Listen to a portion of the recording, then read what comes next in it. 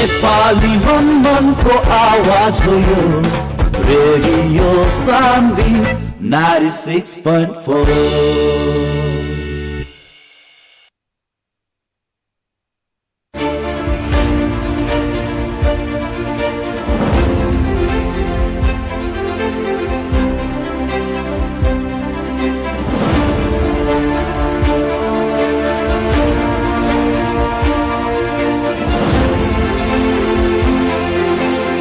नमस्कार हार्दिक स्वागत बा रेडियो सान्वी 96.4 मेगाहर्ट्ज के प्रस्तुति कार्यक्रम जन आवाज में।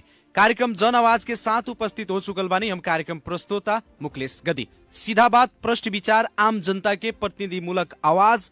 कार्यक्रम जन आवाज मार्फत देश के समसामयिक राजनीतिक घटनाक्रम, विकास निर्माण, शिक्षा, स्वास्थ्य, कृषि, रोजगारी लगायत आम जनता से सरोकार राखे वाला हरेक समय सांदर्भिक विषय पर बहस और छलफल करनीसन। कार्यक्रम जन आवाज के मार्फत आम जनता की समस्या संबंधित निकाय तक पहुंचावे के और उस समस्या समाधान के खातिर संबंधित निकाय के जिम्मेवार और जवाबदेही बनाओ के प्रयास भी इस कार्यक्रम के मार्फत से हमने के करनीसन। कार्यक्रम जन आवाज रेडियो सान्वी 96.4 मेगाहर्ट्ज पर और साथ ही साथ रेडियो सान्वी के ऑफिशियल फेसबुक पेज आज साझा डेली के ऑफिशियल फेसबुक पेज से एक साथ ही कार्यक्रम सुन रहा बानी।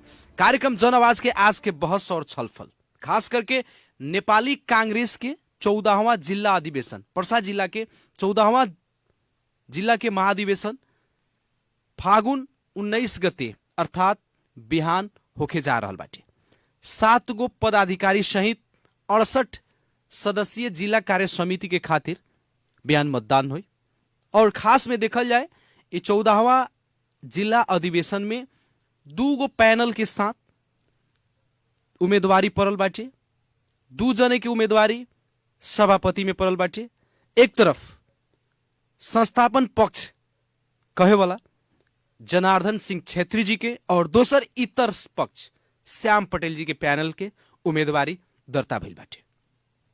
एक तरफ देखल जाए जनार्दन सिंह छेत्री जी के पैनल से उप सभापति में राम नारायण प्रसाद कुर्मी जी, वैसे ही अशोक कुमार गुप्ता जी, सचिव में दिनेश चौधरी, इम्तियाज आलम, सह सचिव में नवीन सिंह और मदन प्रसाद यादव के उम्मीदवारी पड़ल बाटे। तो दूसर तरफ पटेल जी के पैनल से खास करके देखल जाए तो यहाँ के जौन उम्मीदवारी बाटे पटेल जी के तरफ से उपसभापति में राजू गुप्ता, डॉक्टर कृपा सिंधु चौधरी, सचिव में विश्वराज घिमरे, वीरेंद्र यादव, सह सचिव में दिलीप राज कार्की और रुकमान अंसारी की उम्मीदवारी पड़ल बाटे।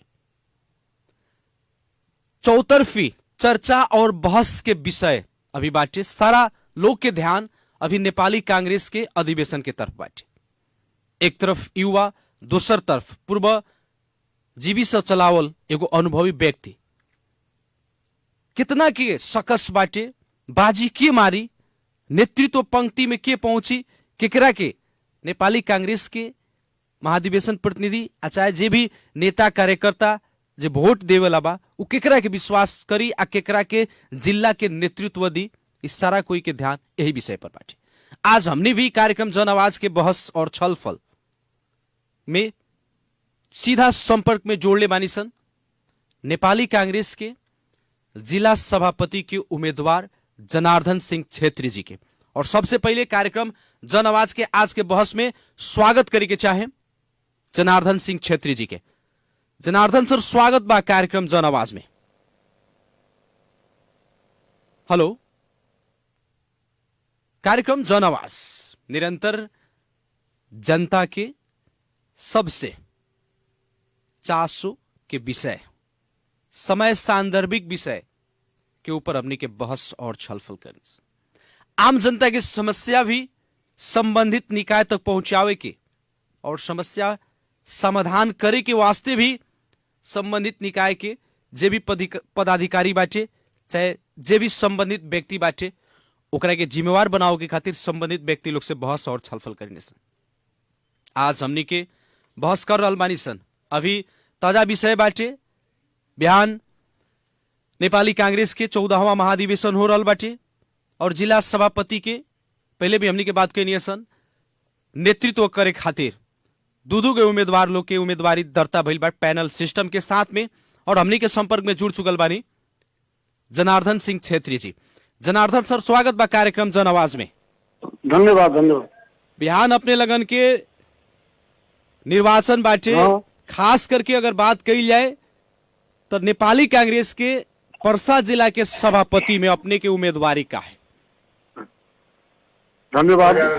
नेपाली कांग्रेस के आसन्न 14 महाधिवेशन में बिहान नेपाली कांग्रेस जिला कार्य समिति पर्सा के अधिवेशन बाद अधिवेशन के निर्वाचन बाटे बिहान के निर्वाचन समिति से जो जिला के क्षेत्रीय प्रतिनिधि लोग, महाधिवेशन प्रतिनिधि लोग के सहभागिता में निर्वाचन संपन्न हुई। खास करके जो नेपाली कांग्रेस में हमर सभापति के उम्मीदवारी का है बा, तो एक स्पष्ट हमारा दृष्टिकोण बा कि नेपाली कांग्रेस पर्सा जिला के एगो गढ़ के रूप में परिचित रहे। नेपाली कांग्रेस गांव गांव में संगठन नेपाली कांग्रेस के, भातृ संस्था नेपाली कांग्रेस के मजबूत बाटे, लेकिन ओकरा बावजूद भी संगठन के जो क्रियाशीलता लियावे के चाहिए, संगठन के जो गांव गांव में जन जन में संगठन के विस्तार करे के चाहिए, वो काम ना जो सरकार बात की नेपाली कांग्रेस के भातृ संस्था, नेपाल विद्यार्थी संघ, तरुण दल, महिला संघ, किसान संघ, ट्रेड यूनियन कांग्रेस लगायत तमाम नेपाली कांग्रेस के शुभेच्छुक संस्था और नेपाली कांग्रेस के भातृ संस्था के भी क्रियाशीलता लेवल ना गई, जेके चलते नेपाली कांग्रेस के जौन बाटे को चलायमान होला, पार्टी गतिशील होला। गतिशील कब होला? जब पार्टी के कार्यकर्ता गतिशील होला। कार्यकर्ता कब गतिशील हो? कार्यकर्ता के बौद्धिक खुराक मिली। बौद्धिक खुराक कब? सेमिनार प्रशिक्षण बौद्धिक खुराक मिला, तो उसे कार्यकर्ता में वो ऊर्जा सब कम बजट के दिन गाँव के चलते एगो कार्यकर्ता में निराशता आयल। कार्यकर्ता के बीच में जन जन में जो कांग्रेस पुगावेला अभियान में कहीं ना कहीं त्रुटि भइल, जेके चलते नेपाली कांग्रेस के अब आवे बीतल निर्वाचन में हमनी के बहुत बुरा तरीका से पराजय भोगे के अवस्था आई। तो उससे हमनी के सबक लेके आगामी दिन में नेपाली कांग्रेस के जन जन में पहुंचाओ के, गांव गांव में पुगाओ के, हर समुदाय के बीच में पहुंचा के और संगठित और सुदृढ़ और सबके समेट के सबके भावना अनुसार कांग्रेस के आगाड़ी बढ़ावे के खातिर हमार उम्मीदवारी हो। और नेपाली कांग्रेस के फिर आवेला निर्वाचन में नेपाली कांग्रेस के 4 तारा झंडा हर एक क्षेत्र में, चाहे मेंबर ऑफ पार्लियामेंट हो, चाहे विधायिका हो, चाहे स्थानीय लेवल के चुनाव में नेपाली कांग्रेस के विजयी करावे के उद्घोष के साथ हमार उम्मीदवारी हो। और दूसर का अनुशासन के कायम करे खातिर नेपाली कांग्रेस में अभी छाड़ा संतर आयल बटे। कांग्रेस जय नेपाल कहे के बाद कांग्रेस के जाके रुख छाप के विरोध में वोट करा तो कांग्रेसी बन के कांग्रेसी के साथ अंतर्घात करे के बाटे। बस अंतर्घात ये हो गई का होगी, ऐसा बीमारी हो गई कि अभी तक लेकर इलाज नहीं कहू। तो हम सोचे तानी कि अब साहब ऐसा ऑपरेशन कर दो के कि सारा अंतर्घाती लोग के पत्ता साफ हो जाए कि या तो कांग्रेस रही तो कांग्रेस बन के रहे और नहीं के कांग्रेस में रहे तो जब जय नेपाल बहुत दुआरी खोल बहुत पार्टी खोल जाके कहीं घुस गए से हो जाये। अंतर्घात रोके खातिर संभव बाटे और अंतर्घात कब रोका जब अनुशासन कायम हुई, अनुशासन कार्यकर्ता में कायम हुई, अनुशासन भातृ संस्था में कायम, नेता लोग में कायम हुई, तब जाके अंतर्घात रोकाई। तो ओकरा खातिर बा कहबा कि अभी तक में जब छाड़ापन भाई ओकरा के अंत करे के पड़ी और बक्से वाला नहीं के और पार्टी के धोखा, पार्टी के गेट वो लोग काफी बंद रही, कभी खुला नहीं के हो सका।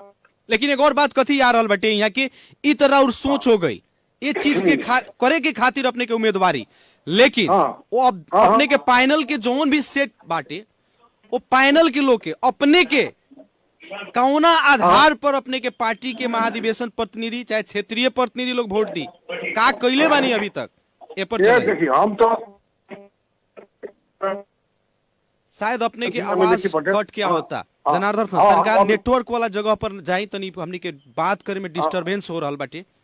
अभी तक का काम है कि अब नेटवर्क तो यहाँ अभी तक का बा कि पार्टी के जो नेतृत्व के काम नहीं चले कि बहुत लोग कहता कि जनार्दन सिंह छेत्री जी अभी तक का कहीं पार्टी के खतिरा क्यों के जिला नेतृत्व देहल जाए।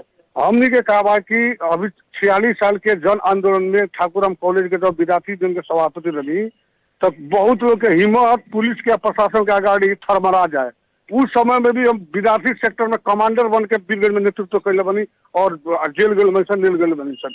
ओकरा बावजूद हम क्षेत्रीय अध्यक्ष भी दू बेर हम 3 नंबर क्षेत्र के भइले बनी। तो संगठन के मामला में जनार्दन सिंह छेत्री जौन बोलेलन तो करेलन। हम आया राम आ गया राम ना हुई, हम गइयो के मौसी या बिलइयो के मौसी में कम ना हुई।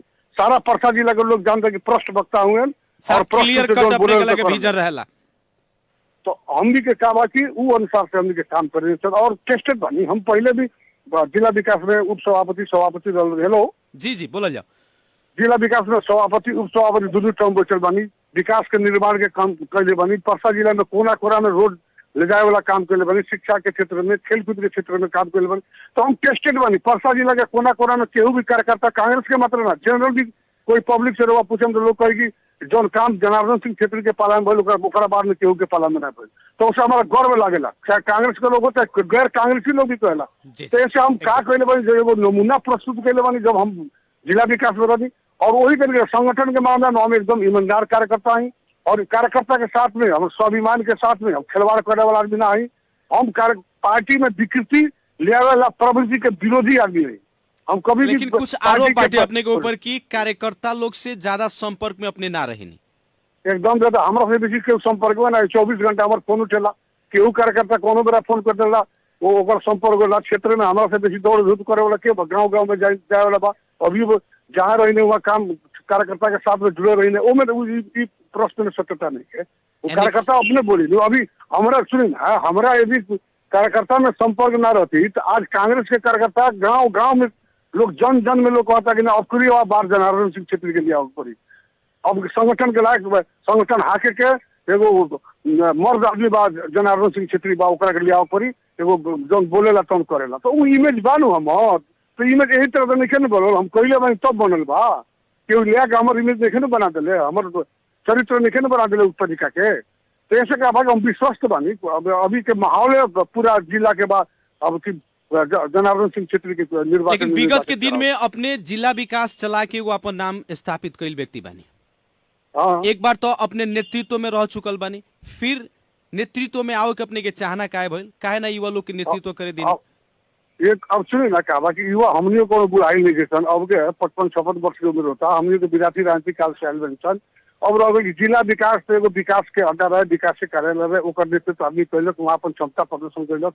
लेकिन अभी का बाटे, अभी के हम पार्टी के नेतृत्व हम नहीं कैले, पार्टी के नेतृत्व नहीं हम हकले। तो ऐसे हम पहले भी बोले बनी कि हमार जो मिशन बा कि पार्टी के संगठन के चुस्त बनाओ के एकदम मजबूत बनाओ के और परसा जिला के चारों क्षेत्र के कांग्रेसमय बनाओ के वो हमारे एगो सपना बाटे, ओकरा के पूरा करे के बा। और जो पार्टी भीतर अभी फिर दोहरा होता नहीं कि अनुशासन के जो उल्लंघन हो रहा बाटे, जो घाट अंतर्घात करके फिर भी हम कांग्रेसी हैं, बोले वाला प्रवृत्ति बाटे, गैर कांग्रेसी चरित्र के प्रवृत्ति बाटे, गैर प्रजातांत्रिक मूल्य मान्यता बोके वाला जो चरित्र बा उस चरित्र के खिलाफ में संगठन के झंडा फरफरावे खातिर हमारे उम्मीदवारी हो। तो ओकरा करे खातिर नेतृत्व में जाए पड़ी। दोसर का कहा कि अब लंबा हो गई पर्यटन के सोच बड़ा सभापति रही तो राम भौरी भाटा, बिंदवास मिली, रोवा हलखुरी यादव इत्यादि के ठोरी एक के पर्यटन क्षेत्र बनाओ खातिर बहुत ज्यादा हम वर्क कर रहे। Tourism management and action plan हम बनवले बनी नेपाल के टॉप प्लानर से लिया के वीरगंज में। तो वो सब जो एक्शन बाटे जो कार्यान्वयन करे खातिर जब तक प्लेटफॉर्म ना मिली तो कार्यान्वयन करे के एगो जनार्दन सिंह छेत्री बोलिए आ एगो संस्था बोली तो फर्क हुई।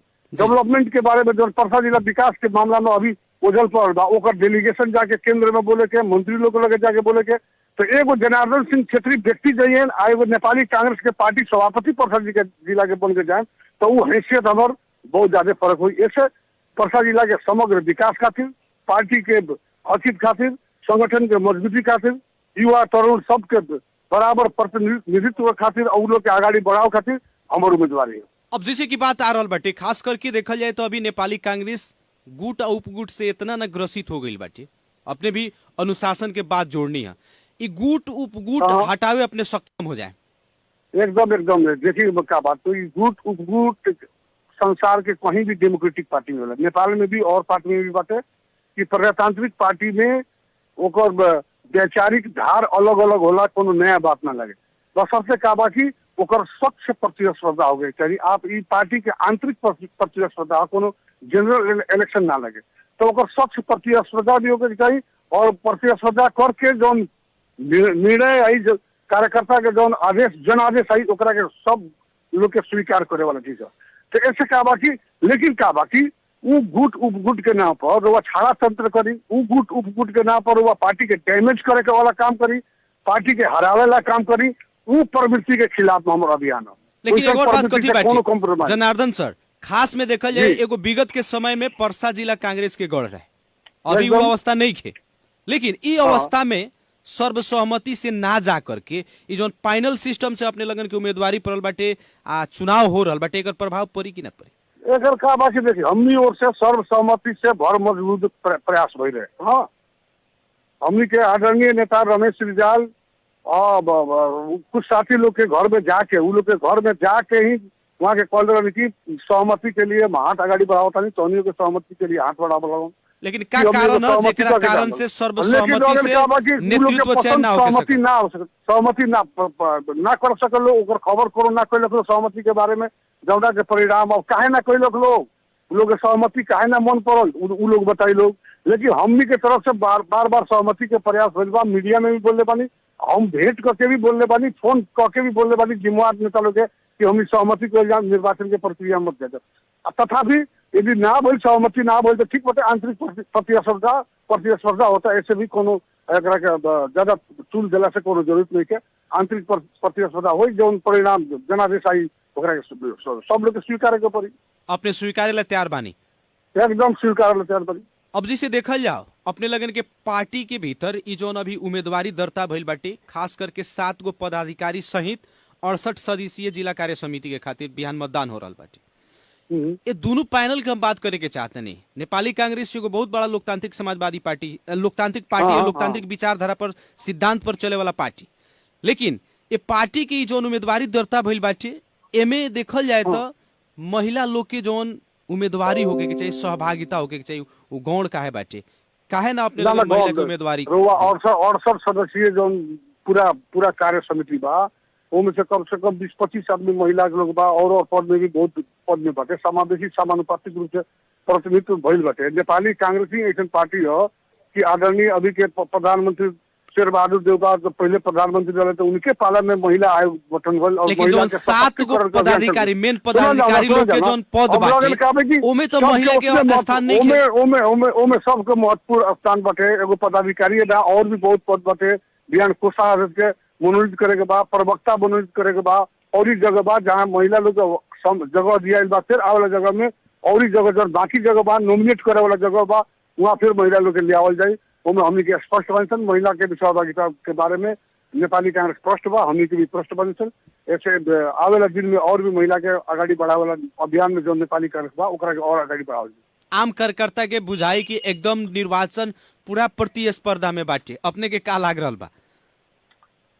हमरा तो क्या बा कि कार्यकर्ता के जो जनादेश जो आ रहल बाटे, फीडबैक आ रहल बाटे जिला भर से जी, और जिला भर जो गाँव पालिका नगर पालिका के निर्वाचन भइल बाटे, एगो वीरगंज महानगर पालिका बाहर हरेक ठाउँ में हमनी के जोन बाटे आदरणीय शेर बहादुर देवबा पाइनल लोग कहला संस्थापन पक्ष जोन कहीं पाइनल वो पाइनल के एकदम एब्सोल्यूट मेजोरिटी आयल बा। क्षेत्र में 4 नंबर में 3 नंबर में एब्सोल्यूट मेजोरिटी आयल बाटे, 2 नंबर में भी अच्छा बाटे, 1 नंबर भी अच्छा बाटे। तो ये सब फीडबैक कार्यकर्ता के अनुसार और जनरल मीडिया के अनुसार, जनरल उद्योग व्यापारी के अनुसार जो फीडबैक आवत थे ओकरा आधार पर तो हमनी के 100% ना 101% कम की हमनी के फाइनल पूरे फाइनल के अनुसार में और जीती ना बहुत प्रबल बहुमत के साथ में निर्वाचित होकर जा रहा है।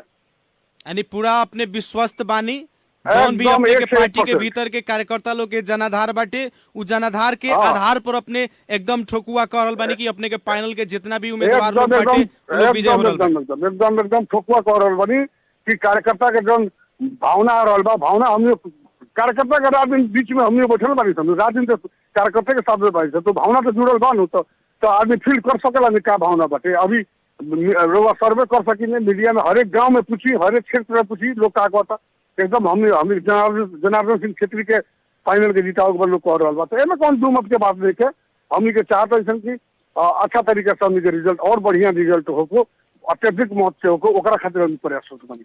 एक तरफ देखल जाए अपने लगन के निर्वाचन उहो स्थानीय तह के निर्वाचन के एकदम कहीं ना कहीं नजीक नजीक हो रहल बाटे। ए अवस्था में यदि एगो पैनल जीतता दूसर पैनल हारता तो एकर प्रभाव तो निर्वाचन में पड़ी। एकरा के अपने आप कैसे प्रभाव मुक्त बने?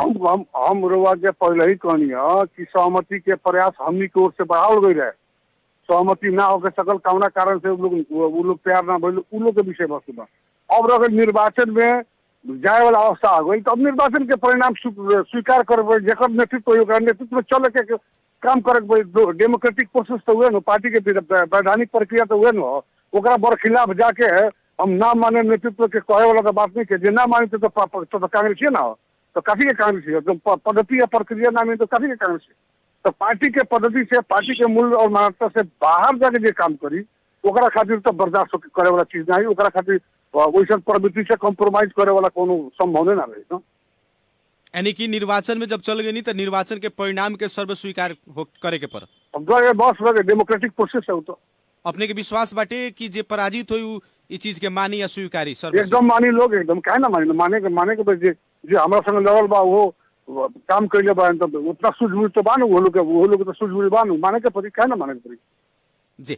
लेकिन अपने के यदि जिला नेतृत्व मिलत है, जी जी सभापति अपने बनता नहीं, अपने के पार्टी के कार्यकर्ता लोग अपने के बनावता अपन मत दे के, अपने के शुरू में भी चर्चा कही, लेकिन अपने के मेन प्राथमिकता का रही फिर से बताओ जाओ। आ दोसर का बात जे पक्ष पराजित हुई उन लोग के खातिर स्थान अपने का दे। पहले भी बोल रहे, पहले प्राथमिकता हमारे पार्टी के सुदृढ़ीकरण करके हो, पार्टी के एकदम संगठित करके ले जाए के काम हो, पार्टी के मिला के ले जाए के काम हो, पार्टी के चलायमान करे के हो, गांव गांव जन जन तक कांग्रेस के फैलावे ला काम हो।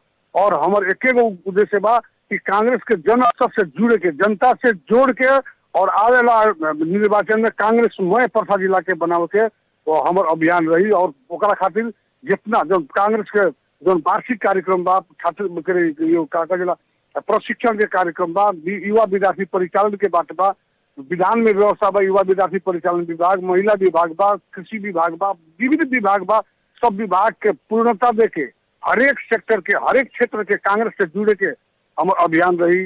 दूसरा क्या बात क्या बा कि निर्वाचन में प्रति सदर में जेल साथी लोग बाटे, जे बयान आवेला दिन में उन लोग के साथ में भी सहकार करके सबके मनोभावना के बुझ गए। देखिए हम बहुत स्वाभिमानी आदमी हैं, हम अपने स्वाभिमान के साथ में ना हम कॉम्प्रोमाइज करेंगे, ना कार्यकर्ता के साथ स्वाभिमान के क्वेश्चन कौन काम करे तो बर्दाश्त करे वाला आदमी।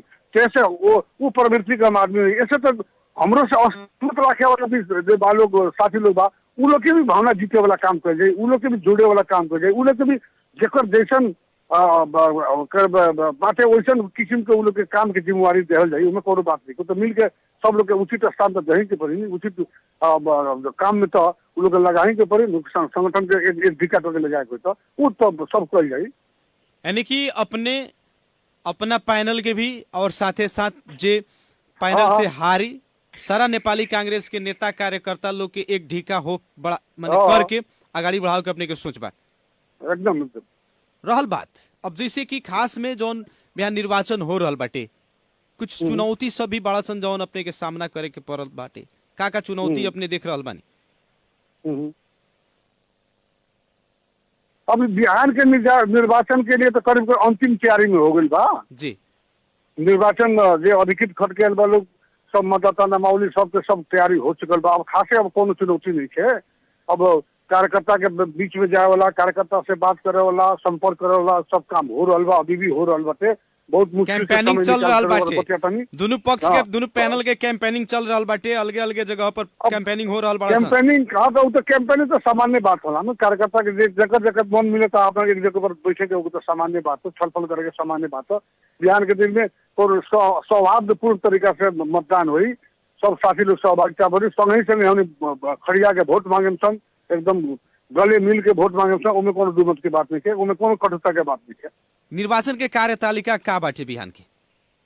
अब बिहान निर्वाचन के कार्यतालिका तो अभी तक तो करीब 10 बजे से मतदान करे के बात हो, लेकिन फाइनल अभी बड़ा बैठल जाए, निर्वाचन अधिकृत बुलाई है जी जी, तब जाके तय हुई। और कार्यक्रम तो सब निर्वाचन के नामावली प्रकाशन हो गई बाटे, सब कुछ हो गल बा, उम्मीदवारी प्रकाशन सब तो हो चुकल बाटे। अब खाली बिहान कौना तरह से मतदान हुई, आचार संहिता बनाओ के जो कांग्रेस के विधान में आचार संहिता की व्यवस्था बा, वो अनुसार से अब निर्वाचन रसीद बोलेंगे, प्रतिनिधि लोग जाइए, लोग बैठ के छलफल करके कोई बजे से निर्वाचन मोटा मोटी 10 बजे से करे के बात करी। 10 बजे से। जनार्दन सर, अपने के खास में अभी ई कार्यक्रम के मार्फत से बहुत लोग अभी कार्यक्रम सुन रहा बानी, का कहे के चाहे? हम ये रवा लोकप्रिय ये रेडियो के मार्फत से क्या कहे के चाहे कि नेपाली कांग्रेस के तमाम कार्यकर्ता साथी लोग, युवा, विद्यार्थी, किसान, मजदूर, जुझारू साथी लोग, क्षेत्रीय प्रतिनिधि लोग, नेपाली कांग्रेस में करीब करीब 3 दशक के हमर लगानी बा। और नेपाली कांग्रेस के छोटा उम्र में 42 साल में हम जेल गए, सबसे कम उम्र के हम जेल में जाए वाला सत्याग्रही रही। उस समय से निरंतर हम नेपाली कांग्रेस में अनवरत सेवा करते आयल बनी, पार्टी के कार्यकर्ता के सेवा करते आयल बनी। जैसे हमरा के एक बेर मौका दी लगन, पार्टी के हम एक झिका बना के दिखाएं, ऐसा पार्टी बना के दिखाएं कि लोग एगो तारीफ योग्य करी कि पार्टी चलौलक तो जनार्दन सिंह छेत्री चलौलक। यानी कि विगत में जो नाम अपने कमैनी नाम के फिर हार्दिक इच्छा बा कि खाली सब पार्टी सभापति का बोर्ड पर लिखवाओगे नहीं कि जनार्दन सिंह छेत्री इतना साल से इतना साल तक में पार्टी सभापति, और 5 वर्ष के बाद में हमारे से प्रश्न कर्म कर का नहीं पार्टी के संगठन वो करके हमारी इच्छा बा, हमारा तमन्ना बा कि हम करके दिखाएं। जी जी, चलिए बहुत बहुत धन्यवाद बाटे, और धन्यवाद। आगामी दिन के खातिर अपने के शुभकामना बाटे। धन्यवाद रेडियो के संपूर्ण परिवार। जी नमस्कार। आदरणीय जन समुदाय कार्यक्रम जन आवाज के आज के बहस और छलफल, खास करके अभी सारा लोग के ध्यान देखल जाए तो अभी नेपाली कांग्रेस के 14वां महाधिवेशन के निर्वाचन के तरफ बाटे। पर्सा जिला जौन विगत समय में देखल जाए तो नेपाली कांग्रेस के एगो गढ़ मानल जाए, लेकिन अभी वर्तमान अवस्था नहीं के। ये अवस्था में 2 पैनल से उम्मीदवारी दर्ता भइल बाटे। शुरू में भी हमने कहनी है सन, जैसे कि खास में देखल जाए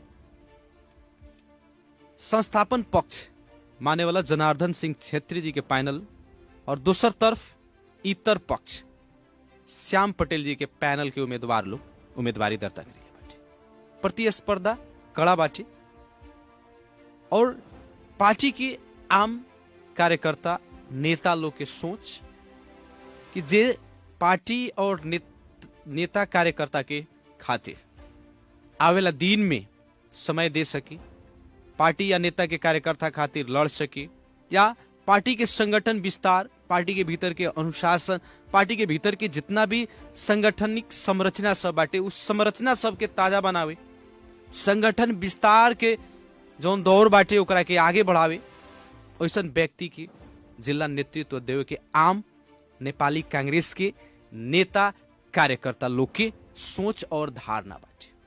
अब रहल बात, विगत में बार बार निर्वाचन स्थगित भइल रहे, अधिवेशन के कार्यतालिका सार्वजनिक भइल रहे, लेकिन कौनो न कौनो कारण से पटक पटक स्थगित भइल रहे। लेकिन अब की बार बिहान 19 गते 10 बजे से निर्वाचन के कार्यतालिका बाटे, और बिहान निर्वाचन हुई, और नेपाली कांग्रेस पर्सा जिला एगो नया नेतृत्व पाई। अब रहल बात बिहान के कि केकरा हाथ में ही पर्सा जिला के नेपाली कांग्रेस के बागडोर जा रहल बाटे, वो देखे वाला बात बाटे, ओकर इंतजार करे के पड़ी। और कार्यक्रम जन आवाज में हमने के आज विशेष रूप से यही विषय पर हमने के चर्चा कैनी है।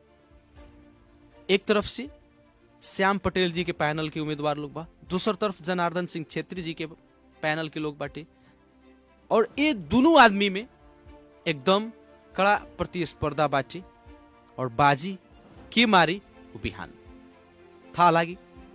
अभी हमने के बातचीत कैनी है सन संस्थापन पक्ष के दावेदार जनार्दन सिंह छेत्री जी से, वहां के पार्टी प्रति के सोच, वहां के उम्मीदवारी के आधार कारण सब वहां के रखनी है। कार्यक्रम सुनिए, एक अपने के बहुत बहुत धन्यवाद देव के चाहे। विशेष धन्यवाद प्राविधिक मित्र अनर्जित यादव जी के देते हुए कार्यक्रम जन आवाज के आज के बहस और छलफल से हम कार्यक्रम प्रस्तोता मुकेश गदी आज के खातिर विदा चाहत बानी। प्रणाम।